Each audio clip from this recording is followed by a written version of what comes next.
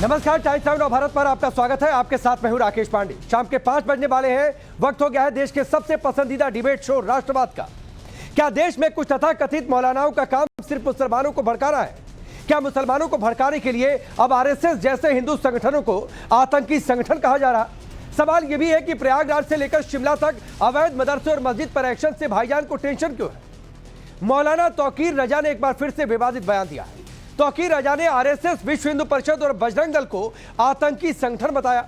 वहीं वक्फ बिल के विरोध के बहाने मुसलमानों को भड़काने और उकसाने का काम किया है। शिमला में अवैध मस्जिद को गिराने की हिंदू संगठनों की मांग के बीच ओवैसी भी विवाद में कूदा है। मोहब्बत की दुकान में नफरत ही नफरत की बात कहकर ओवैसी क्या अवैध को वैध बताने की कोशिश कर रहे हैं? क्या वैध अवध में भी सियासतदानों को सिर्फ मजहब दिखता है? आज इसी मुद्दे पर डिबेट, लेकिन पहले रिपोर्ट दी।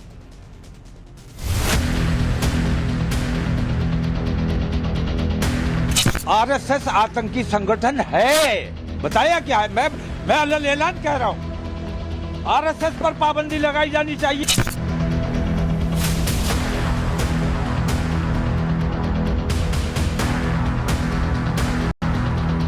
बताता तो अपने आप को मौलाना है और काम इसका सिर्फ भड़काना है।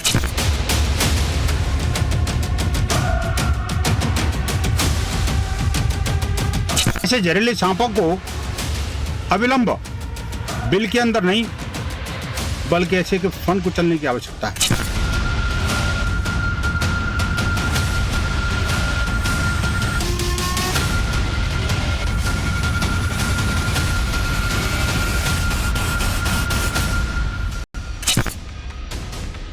इत्तेहादे मिल्लत काउंसिल के प्रमुख मौलाना तौकीर रजा जब भी बोले, जुबान से हिंदुओं के लिए नफरत और जहरीले बोल ही निकले। एक बार फिर बरेली वाले मौलाना तौकीर रजा का भड़काऊ टेप ऑन हुआ है। अब की बार तौकीर रजा के निशाने पर हिंदू संगठन है। तौकीर के नफरती एजेंडे में आरएसएस है, विश्व हिंदू परिषद है। हिंदू और संगठनों से इतनी नफरत है कि मौलाना तौकीर के सियासी चश्मे में आरएसएस आतंकी संगठन दिखता है। आरएसएस आतंकी संगठन है, बताया क्या है? मैं अलग ऐलान कह रहा हूं, आरएसएस पर पाबंदी लगाई जानी चाहिए, विश्व हिंदू परिषद पे पाबंदी लगाई जानी चाहिए, बजरंग दल पर पाबंदी लगाई जानी चाहिए। अगर हुकूमत को मुल्क में अमन और अमान बरकरार रखना है और मुल्क में तरक्की और खुशहाली का काम करना है तो इन तमाम ऐसे आतंकवादी संगठनों पर पाबंदी आयद होनी चाहिए। आरएसएस को आतंकी संगठन बताने से पहले मौलाना तौकीर रजा अपना तुष्टीकरण का चश्मा बदल लेते तो अच्छा होता, क्योंकि जो होता है वो तौकीर रजा जैसे कट्टर मौलानाओं को दिखता नहीं। क्योंकि जब देश में आपदा आती है, आरएसएस के लोग ग्राउंड पर होते हैं। किसी की मदद करनी है तो आरएसएस वाले पहले जाते हैं। संस्कृति, धर्म, विरासत जिसे भी बचाने की बात आती है वहां संघ खड़ा होता है।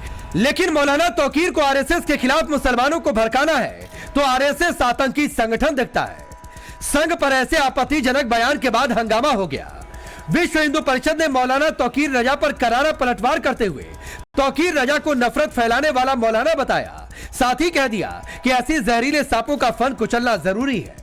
तौकीर रजा, इसका नाम लेते के साथ ही लोगों को समझ में आ जाता है कि ये बताता तो अपने आप को मौलाना है और काम इसका सिर्फ भड़काना है।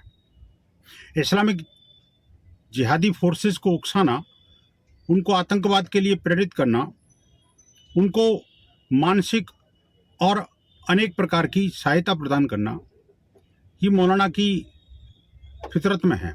और भोले वाले इस्लामिक यूथ को आतंकवाद की राह में धकेलना, उनको बेहतर उरा और जिहाद का सब्जबाग दिखा करके, जन्नत का दिवा स्वप्न दिखा करके, उनको कमर में बेल्ट बांध करके मरने के लिए छोड़ देना, उनके लिए प्रेरित करना, ऐसे मौलाना अच्छी तरह जानते हैं। बात गंभीर है। ये भारत के बाहर होते तो समझ में आता, लेकिन भारत के अंदर खुले रहना ऐसे मौलानाओं के लिए भारत के हित में नहीं है। ऐसे जहरीले सांपों को अविलंब बिल के अंदर नहीं बल्कि ऐसे के फन कुचलने की आवश्यकता है, जिससे ये और विषबमन न करने पाए। संघ पर विवादित बयान देने वाले तौकीर वक्फ संशोधन बिल के खिलाफ मुसलमानों को सड़क पर उतारना चाहते हैं। इसको लेकर शिया सुन्नी मुसलमानों की बैठक हुई, वहीं पर यह खाका तैयार हुआ और संघ पर आपत्तिजनक बयान देने के साथ ही मुसलमानों को भड़काने की कोशिश की गई। हुकूमत अगर वाकई ईमानदारी से काम करना चाहती है इस किस्म की बेईमानी है। लिंचिंग बंद कराई जानी चाहिए। आप खुली दुश्मनी कर रहे हो, इसका मतलब यह है कि अब हमें अपने वजूद को, हमें औकाफ को नहीं बचाना है, हमें अपनी मस्जिदों को बचाना है, हमें अपनी दरगाहों को बचाना है। जायदाद का मसला नहीं है, जमीनों का मसला नहीं है, हमारे वजूद का मसला है। हम हिंदुस्तान के लिए जीते हैं, हिंदुस्तान के लिए बढ़ते हैं, हिंदुस्तान के लिए जान दे सकते हैं, लेकिन अपनी इज्जत देने के लिए, अपना वकार देने के लिए तैयार नहीं है। तौकीर रजा मस्जिद और दरगाहों के नाम पर भी मुसलमानों को भड़का रहे, मस्जिदों और दरगाहों को बचाने की बात कर रहे। लेकिन यह तस्वीर देखिए, यह हिमाचल प्रदेश के शिमला की तस्वीर है, जहां अवैध मस्जिद को लेकर महाभारत मची है। हिंदू संगठन अवैध मस्जिद को गिराने की मांग को लेकर सड़क पर है। सवाल है, क्या तौकीर रजा जैसे कट्टर मौलाना की सोच का नतीजा है कि शिमला में अवैध मस्जिद बनी और अब उसके विरोध पर घमासान मचा है? हिंदू अवैध मस्जिद को हटाने की बात कर रहे हैं तो ओवैसी जैसे नेताओं को भी दर्द हो रहा है। ओवैसी मोहब्बत की दुकान में नफरत की बात कर रहे हैं। तो सवाल है, क्या ओवैसी अवैध को वैध बताने पर तुले हैं? इस बीच बीजेपी अल्पसंख्यक मोर्चा नेता यासिर जिलानी ने तौकीर रजा पर पलटवार किया और मुसलमानों से तौकीर रजा के बहिष्कार की अपील कर डाली। मुझे लगता है कि ये सिर्फ विवाद खड़ा करना चाहते हैं। इनका तो कुछ होना जाना नहीं है, लेकिन कौम के ऊपर ये सवाल खड़ा कर देते हैं। मैं अल्पसंख्यक वर्ग के मुस्लिम समुदाय से अपील करूंगा कि आप तौकीर रजा जैसे घृणित और नफरती लोगों का बहिष्कार करें, जो इस तरीके से समाज में आग लगाने का काम कर रहे हैं। ये नफरत आखिर तौकीर रजा कहाँ रोकेंगे, ये समाज को पूछना पड़ेगा। तौकीर ही नहीं, जमात की पूरी फैक्ट्री है जो संघ विरोधी एजेंडा चला रही है। अभी 2 दिन पहले ही प्रयागराज के एक मदरसे से आपत्तिजनक साहित्य बरामद हुआ, उसमें भी आरएसएस को आतंकी बताया गया। संघ विरोधी साहित्य को मदरसे का प्रिंसिपल छात्रों को पढ़ाता था। यहां तक कि मदरसे के अंदर से नकली नोट छापने की मशीन भी बरामद हुई। अब इस मदरसे को सील कर दिया गया है। देश विरोधी मदरसे में बुलडोजर चलाने की तैयारी है, लेकिन सवाल है, अवैध मदरसे पर एक्शन, लेकिन भड़काऊ और कट्टर भाईजान और मौलानाओं को दर्द क्यों? सवाल यह भी कि देश में नफरत फैलाने वाली कट्टर सोच पर कब एक्शन होगा? सवाल यह भी है कि संघ सियासत से दूर है तो फिर उसके नाम पर भड़काऊ पॉलिटिक्स क्यों की जा रही? सबसे बड़ा सवाल कि मुसलमानों को भड़काकर क्या सियासी रोटी सेकने का काम हो रहा? ब्यूरो रिपोर्ट, टाइम्स नाउ नव भारत। तो चलिए आपने रिपोर्ट देखी, आपका परिचय आज के मेहमानों से करवाता हूं। राजेश चौधरी भारतीय जनता पार्टी के नेता हैं, एमएलए हैं। विनोद बंसल जी बीएचपी के नेता और प्रवक्ता। सुबोई खान फाउंडर है, नेशनल कोऑर्डिनेटर है नेशनल अवेयरनेस कैंपेन की। Haziq Khan ji Islamic scholar. Mehardeen Rangrez MIM party के नेता और प्रवक्ता। असगर खान जी सीनियर एडवोकेट है सुप्रीम कोर्ट के। आप सभी का बहुत बहुत स्वागत है। असगर भाई, आपसे शुरू करता हूं। आप वकील भी हैं, वकालत करते हैं, प्रैक्टिस करते हैं, कानून को हम सबसे बेहतर समझते हैं। अगर एक बात बताइए, किसी भी संगठन को कोई मुंह उठाकर बोल दे आतंकी संगठन, अगर मान लीजिए किसी मुस्लिम संगठन को कोई कह दे कि आतंकी संगठन, तो ये अच्छा लगेगा क्या? ये आपका सवाल बहुत अच्छा और बहुत इम्पोर्टेंट है। मैं इसी बात को हमेशा आपके सामने, चूंकि आपके साथ रहे हैं, तो बहुत हमेशा ये कहता रहा हूँ। ये इसमें देखने वाली बात ये है कि ये सिखाया किसने है, इनके गुरु कौन है, किसने इनको ये बताया कि किसी भी संगठन को आतंकवादी कह दिया करो। ये यही कहाँ से शुरुआत कहाँ से हुई थी? बताइए। हर मुसलमान संगठन को, कोई जमात है, कोई मदरसा है, कोई मस्जिद है, कोई लोग हैं, कोई वेलफेयर करने वाले हैं, कोई एनजीओ चला रहे हैं, उन सबको आतंकवाद, अगर उसमें कोई मुसलमान जुड़ा है तो उसे आतंकवादी कह दिया जाता है। सबसे खराब बात यह है, नहीं सर, किस मुस्लिम संगठन को इस देश में, किस पार्टी के किस नेता ने आतंकी संगठन कहा, मुझे बताइए पहले। तब्दीली मैं लिए आतंकी संगठन सारे कितने, जिस किसी भी संगठन का आप नाम लिए, नहीं आप नाम लीजिए कि सब ये बताइए। जमीयत उलेमा हिंद को बताइए सर, मैं नाम लेता हूं। जमीयत उलेमा हिंद को किसी ने कहा आतंकी संगठन? नहीं, अभी किसी ने कहा आतंकी संगठन? आप मुस्लिम पर्सनल लॉ बोर्ड को किसी ने बुरा भला कहा? और भी 2-4 संगठन है सर, नहीं कहना चाहिए। मैं खुद खिलाफत करूंगा किसी दिन कोई कह देगा तो, लेकिन आप बताइए किसी ने कहा? मैं नहीं, मैं कह रहा हूं, अभी आपने भी कहा, बंसल साहब ने भी कहा, आप अभी रिवाइंड करके देखिए। मैंने कब कहा साहब ये जमाती संगठन, ये आतंकी लोग हमेशा आतंकी मानसिकता मैंने देखी है। नहीं, मैंने कब कहा? एक मिनट इन चीजों को मजहब से नहीं। अरे सुनिए विनोद बंसल जी, अपनी बात कहने के लिए है। असगर भाई, मैंने कब किस आतंक संगठन को आतंकी संगठन बोल दिया, बताइए। नहीं, आपने कहा, आपने भी कहा। अब अरे भाई, अभी जमात को आप जमात और मदरसे को क्या बताना चाह रहे थे? क्या आप जमात और मदरसे, हमने कहा कि मदरसा आतंकी संगठन है? नहीं, मैंने कब कहा अभी जमात कि मदरसा आतंकी संगठन है? मैंने कहा क्या कभी? क्या बोलते हैं? नहीं, अभी अरे भाई, अभी आप सब उसको ये बताना चाह रहे थे कि इसमें ये रहते हैं आतंक से ज्यादा, इसमें आतंकी मानसिकता के लोग हैं, सुनिए, असगर खान सर, नकली नोटों की मशीन लग रही है। आपने विनोद बंसल को कोट किया, वो अपने हिस्से का जवाब दे देंगे। एक मिनट सुनिए सर, नहीं, 1 मिनट नहीं, असगर खान जी, 1 मिनट नहीं सर, आप वकील हैं और सुप्रीम कोर्ट में ऐसी वकालत करते हैं क्या? अरे साहब, मेरी बात नहीं, असगर खान, सुप्रीम कोर्ट में आप ऐसी वकालत करते हैं क्या? ऐसी दलीलें रखते हैं माननीय जजों के सामने? आपको कभी जरूरत पड़ेगी मैं तो चैलेंज करता हूं असगर खान, आपको कभी जरूरत पड़ेगी तो बताएंगे कैसे? नहीं, मुझे जरूरत नहीं है, भगवान ना करे कि मुझे कभी जरूरत पड़े, लेकिन ऐसी बातें मत कहा करिए जो एकदम आउट ऑफ द रिकॉर्ड हो कि हमने कब किसी संगठन को आतंकी संगठन बोल दिया। मैं अच्छा, चलिए ना, मैं आपको आतंकी कहते हैं। असगर खान, मैं आपको चैलेंज दे रहा हूं, आप अभी रिवाइंड कर लीजिए या जो मनो करिए, आप प्रूफ दिखा दीजिए। असगर खान, प्रूफ दिखा दीजिए। विनोद बंसल अपने हिस्से का जवाब दीजिए, फिर राजेश जी के पास जाऊंगा। प्रूफ क्या? अरे भाई, सारे सामने। देखिए राकेश जी, ये अपने आप में घिर गए। अब देखिए कि एक तो कहने को तो है ये बेसिकली वकील, लेकिन वकालत करते हैं किसकी, ये सामने नजर आ गया सामने। मैं एक बात कहना चाहता हूँ, देखिए ये जो तौकीर रजा है, जो अब दूसरों को आतंकवादी घोषित करता फिर रहा है, आतंकवाद के सर्टिफिकेट बांट रहा है, उनसे पूछिए कि 2010 के बरेली दंगों में किसको आरोपित किया गया था, ये जमानत पर रिहा हुआ था कि नहीं हुआ था? ये मौलाना जो है ना, 2022 में हिंदुओं को भारत में कहीं भी छुपने की जगह नहीं मिलेगी, ये बात कही थी कि नहीं कही थी इसने? ज्ञानवापी पर भगवान शंकर का अपमान किया था कि नहीं किया था इसने? जहांगीरपुर दंगे में, जहांगीरपुर में जब हिंसा हुई थी, हिंदुओं पर आक्रमण हुए थे, तो उस समय इसने क्या कहा था पता है? कि मोदी जो धृतराष्ट्र है और महाभारत जरूर होगा, मुसलमान अगर सड़क पर आए तो कोई रोक नहीं पाएगा। और बता दूं आपको, देखिए नागरिक संशोधन बिल पर जो है, नागरिकता संशोधन बिल पर इसने क्या कहा था कि बिल पास अगर कर लिया तो गलियों में खून बह जाएगा, दंगे फसाद हो जाएंगे, और इसमें मुस्लिम और दलित उनके साथ देंगे। आप सोचिए, तस्लीमा नसरीन का सिर काट लेने के बारे में 12 बयान किसका था ये? आखिरकार उसने कहा था कि 5 लाख रुपए के इनाम की घोषणा की थी इसने, इसी मौलाना की। ठीक है सर, ठीक है। अब मैं राजेश जी के पास जा रहा हूं, क्योंकि आपने मौलाना तौकीर राजेश जी, बरेली में, उत्तर प्रदेश में डबल इंजन की सरकार, कई सारे स्टेटमेंट दोहरा दिए विनोद बंसल जी ने। ऐसे किसी आदमी को कैसे खुली छूट मिल जाती है कि कोई आरएसएस को आतंकी संगठन, वीएचपी को, बजरंग दल को आतंकी संगठन बता दे और सरकार देख रही है? देखिए, तौकीर रजा का इतिहास रहा है, वो समाज में शांति स्थापित नहीं होने देना चाहते। आज जिस तरह से पूरे देश के अंदर आतंकवाद अपनी अंतिम सांसें गिर रहा है, मोदी जी के नेतृत्व में जो आतंकवाद पर प्रहार हुआ है, ये दोबारा से कुछ नौजवानों को भड़का करके आतंकवाद की तरफ प्रेरित करना चाहते हैं।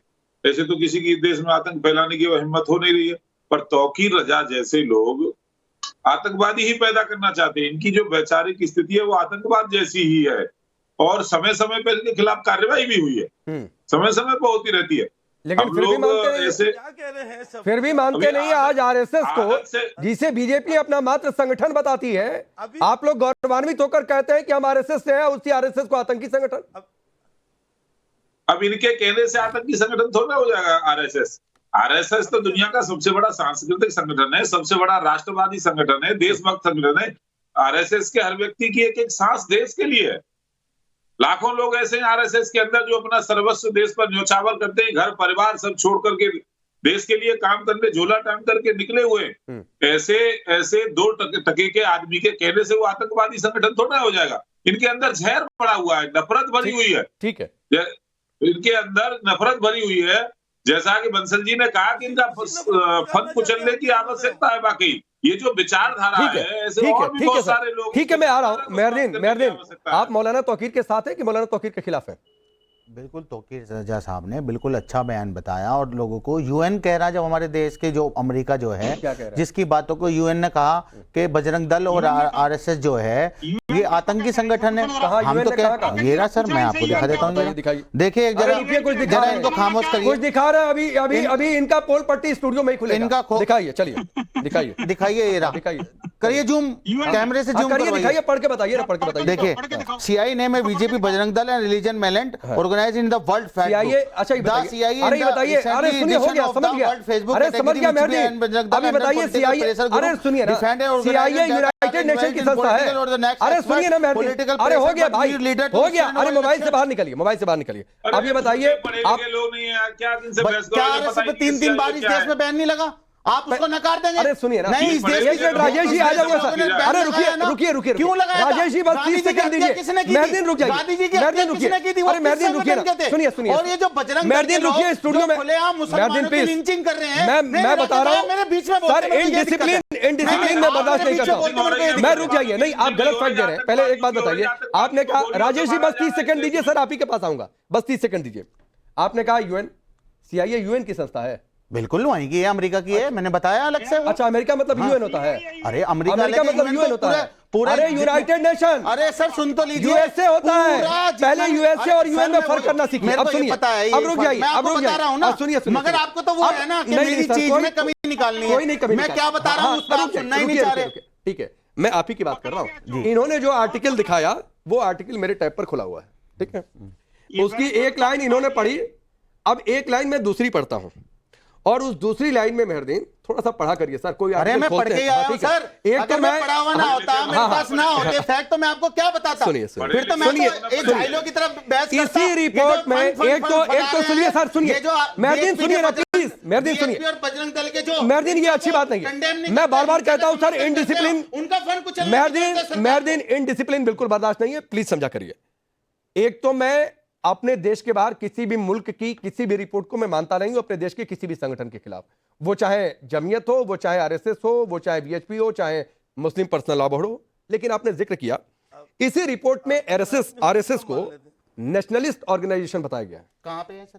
पढ़िए सर, पढ़िए ना, पढ़ा करिए भाई, हाँ तो पढ़ा करिए सर, इसी रिपोर्ट की ऑन रिकॉर्ड कोट कर रहा हूं मेहदीन, अरे सर सुनिए, कहने से आपको यस देश के देखिए RSS हुर्रियत कॉन्फ्रेंस, सुन लीजिए, RSS हुर्रियत कॉन्फ्रेंस, जमीयत उलमा हिंद, ये अलग अलग पॉलिटिकल प्रेशर ग्रुप है इंडिया में, RSS को इस रिपोर्ट में, सुनिए सर, RSS को इस रिपोर्ट में RSS has been defined, RSS has been defined as a nationalist organisation, सुनिए सुनिए सुनिए, मैं आप समझिए, सुनिए था, अरे सुनिए सुनिए, पढ़ा करिए, थोड़ा सा पढ़ा करिए, नहीं बोलने दूंगा, गलत नहीं बोलने दूंगा, फेक न्यूज नहीं फैलने दूंगा, फेक न्यूज नहीं फैलने दूंगा, फेक न्यूज नहीं फैलने दूंगा, इसी रिपोर्ट में, अरे रुकिए भाई, ये देखिए, अरे रुकिए भाई, इसी रिपोर्ट, प्लीज सुनिए, रुकिए रुकिए, इसी रिपोर्ट में जिस रिपोर्ट की इतनी तारीफ कर रहे हैं मेहरदीन, इसी रिपोर्ट में राजेश जी RSS को नेशनलिस्ट ऑर्गेनाइजेशन, हुर्रियत कॉन्फ्रेंस को सेपरेटिस्ट ऑर्गेनाइजेशन करार दिया गया है, लेकिन इन दोनों पर इनकी जुबान सिल जाएगी।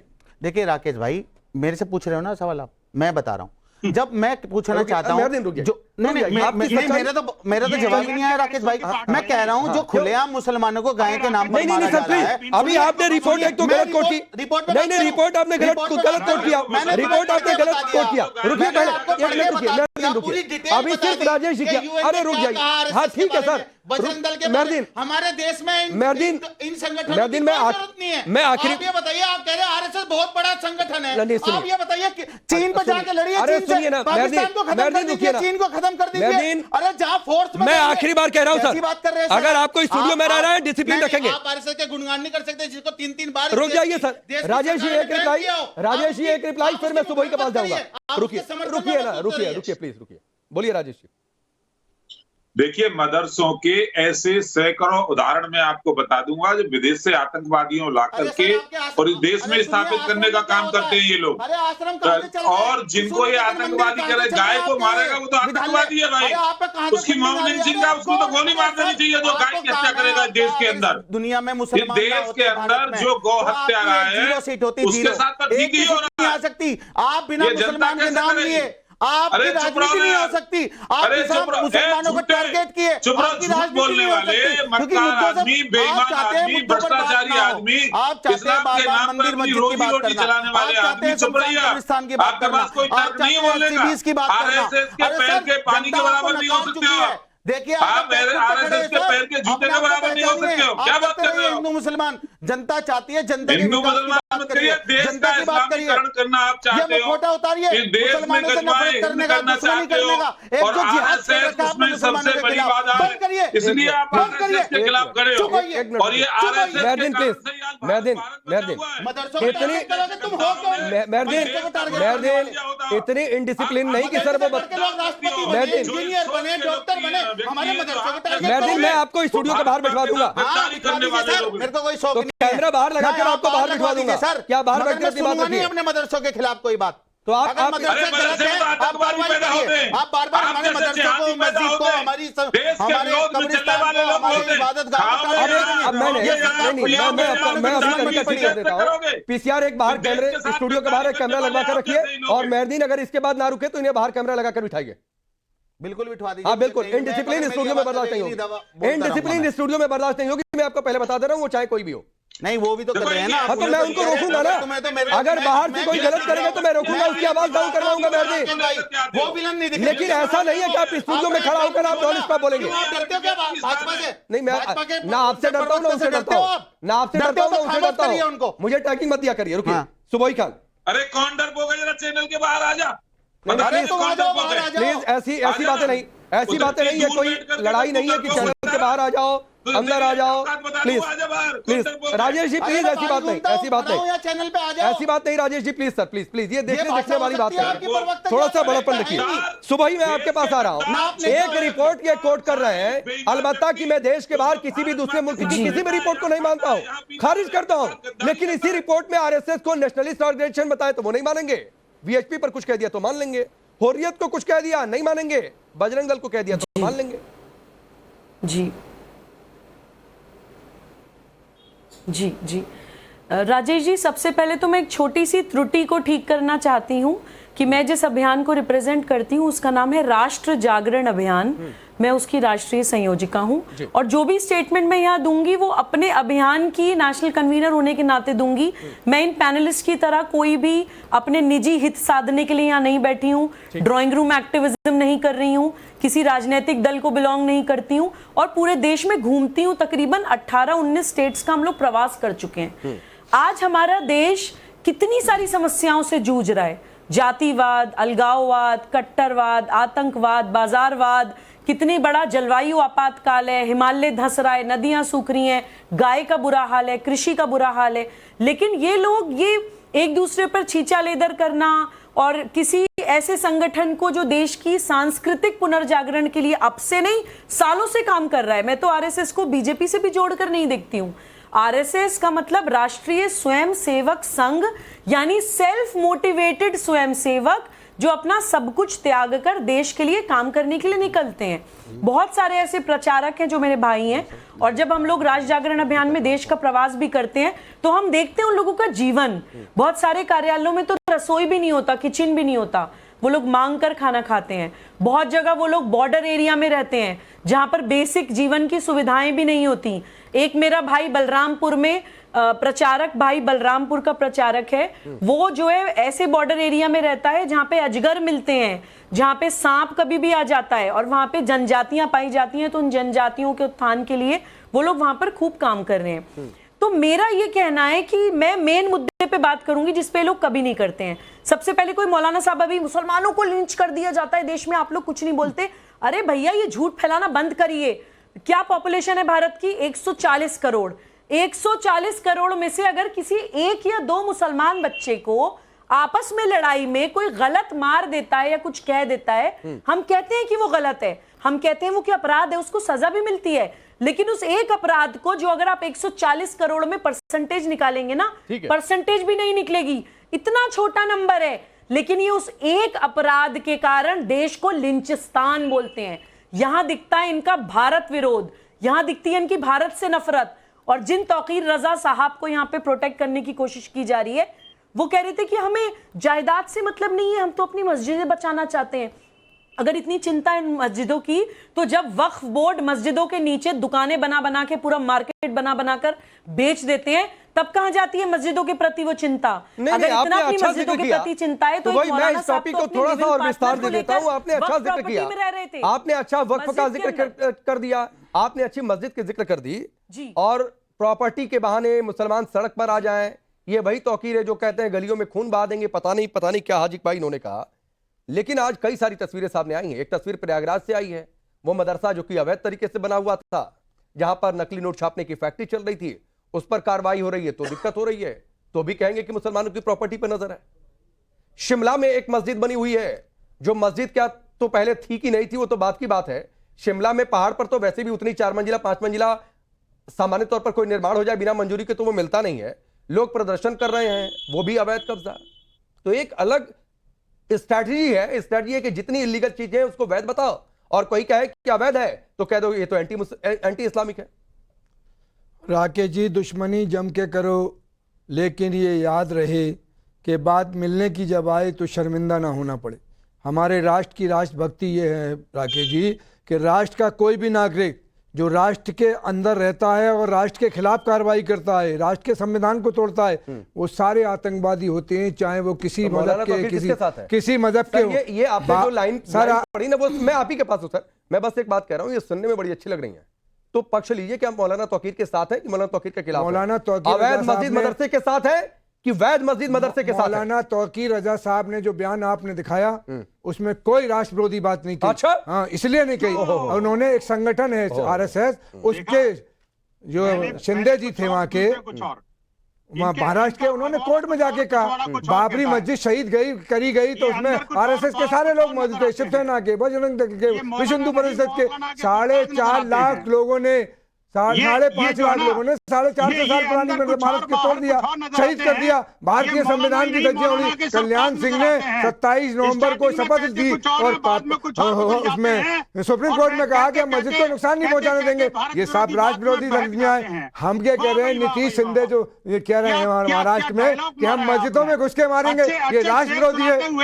गोली मारो सारों को, उसको सम्मान दिया जाता है, वो देश का कैबिनेट मिनिस्टर है, ये दिल्ली में कह रहे थे। ये सब आतंकवादी गतिविधियां हैं। मौलाना का ऐसा कोई बयान नहीं है जिससे उन्हें आतंकवादी गतिविधि। नहीं, विनोद बंसल जी, अरे सुनिए, ये वो है आतंकवादी है क्योंकि इन्होंने बाबरी मस्जिद को शहीद किया, भारतीय संविधान की धज्जियां उड़ाई, ये आतंकवादी है। मौलाना अगर सुनिए, मैं अपने पैनल पर, विनोद बंसल जी, मैं अपने पैनल पर किसी आतंकवादी को बुलाता नहीं हूं, तो हाजी खान यहां पर आकर किसी को टैगिंग मत दिया करिए। मैं आपको बहुत साफ शब्दों में बता दे रहा हूं।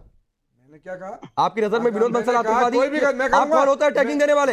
मैं कह रहा हूं आप कौन होता है टैगिंग देने वाले? और सुनिए सर, आपने शायरी पढ़ी ना, सुनिए, अरे सुनिए हाजी भाई, सुनिए आपने शायरी पढ़ी और देश के लोगों को लग रहा होगा कि अरे वाह, हाजी खान तो बहुत जो है प्रोग्रेसिव सोच रखते हैं। चैनल पर कोई बात नहीं। सुनिए हाजी खान, सुनिए एक मिनट रुकिए। हाजी भाई प्लीज सर, टैगिंग हाजी खान, मैं किसी के खिलाफ टैगिंग नहीं देने देता हूं। चाहे विनोद बंसल आपको कुछ कहेंगे तो मैं उनको भी रोक दूंगा। अब सुनिए, आपने जो शायरी पढ़ी ना कि दुश्मनी इतनी करो मिले तो पता नहीं क्या क्या क्या, अब देश के लोग ये जाने कि हाजी खान जो इतनी शुरुआती अच्छी बातें की, मौलाना तौकीर जो कह रहे हैं बड़े अच्छे कहे, मौलाना तौकीर RSS VHP बजरंग दल को आतंकी संगठन बताते हैं, क्या देश के किसी अदालत ने इन्हें कहा? नंबर 1 सवाल। यही तौकीर रजा कहते हैं कि मुस्लिमों ने कानून हाथ में ले लिया तो छिपने की जगह नहीं मिलेगी।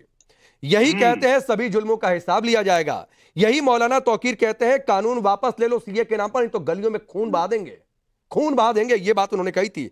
सिर तस्लीमा नसरीन पर सिर काट कर लाने वाले को 5 लाख का इनाम, सरकार तिरंगे के नाम पर धंधा कर रही है, ये इनके स्टेटमेंट है। और हाजी खान जो दिखा रहे हैं कि प्रोग्रेसिव सोच रखते हैं, वो कह रहे हैं मैं मौलाना तौकीर के साथ हूं, तो माफ करिए हाजी खान, आप प्रोग्रेसिव सोच नहीं रख रहे हैं। आप प्रोग्रेसिव सोच नहीं रख रहे हैं, आप भड़काऊ सोच रख रहे हैं। अगर मौलाना तौकीर के साथ है तो सर आप भड़काऊ सोच रख रहे हैं। कोई भड़काऊ नहीं, हम किसी भड़काऊ आदमी को ना पसंद करते। आप मौलाना को गिरफ्तार क्यों नहीं कर? सरकार गूंगी है, बहरी है, अंधी है, आप बता रहे हो, और सरकार अंधी से हो रही है। क्या ये आप सारी बातें किनारे, सरकार को नहीं मालूम, उनके खिलाफ कार्रवाई करना चाहिए। चलिए राजेश जी, ये बार बार सर आप लोग अगर ठोस एक्शन नहीं लेंगे ऐसे लोगों के खिलाफ, और बरेली तो यूपी में है और मौलाना तौकीर की तो पूरी हिस्ट्री शीट है, तो फिर यही हाजी खान जैसे लोगों को मौका मिलेगा कि आप लोग छोड़ देते हैं, तो मौलाना तौकीर में कोई दोष नहीं है। जब ये छोड़ ले, देखिए समय समय पर इन लोगों का इलाज उत्तर प्रदेश सरकार प्लीज बीच में नहीं, समय समय पर उत्तर प्रदेश सरकार इनका ठीक प्रकार से इलाज करती रही है। तौकीर रजा का भी खूब इलाज किया और आगे भी करेंगे। और ये बात कर रहे थे मदरसों की, मैं आपको 4-5 उदाहरण देता हूँ। 2009 में असम में एक मदरसा पकड़ा गया, वहां पर देश विरोधी गतिविधियां होती थी, बाहर से ला करके लोगों को यहाँ बसा करके भारत माँ के साथ गद्दारी करने का काम कर रहे थे। 2017 में देवबंद में पकड़ा गया, 2006 में औरंगाबाद महाराष्ट्र में पकड़ा गया, 2021 में किशनगंज बिहार में पकड़ा गया। ये तो 3-4 एक्टिविटी है। पूरे देश के अंदर ये तो बड़ा नेटवर्क बना करके रखना चाहते हैं। उस नेटवर्क के माध्यम से किस तरह से भारत को दोबारा से गुलाम बनाया जाए, इस योजना पे ये लोग काम करते हैं। और आरएसएस जैसे देशभक्त संगठन से ये संभव नहीं हो पा रहा है, उसके कारण। ठीक है सर, ठीक है। और मेहरदीन प्लीज, ये सर ना गली चौक चौराहे पर नहीं है जो आप पीछे से हुटिंग कर रहे हैं कि बोलते रहो। तो सर हाँ, तो स्टूडियो में आप है ना, गली चौक चौराहे पर नहीं बैठे कि पीछे से बोलते रहिए हाजी खान को कि चीयर करते रहिए, बोलते रहो। इसके लिए थोड़े नहीं स्टूडियो में बिठाते हैं। और यही करना है तो बाहर बैठा करिए सर। चलिए सर प्लीज, बात सिर्फ सवाल ये है कि भड़काऊ स्टेटमेंट मत दीजिए। वैध को वैध कहने की हिम्मत रखिए, अवैध को अवैध कहने की हिम्मत रखिए, और उसके लिए लड़िए भी, फिर कोई आपका विरोध नहीं करेगा। आप सबका बहुत बहुत शुक्रिया। रुकेंगे ब्रेक के लिए, वक्त इतना ही।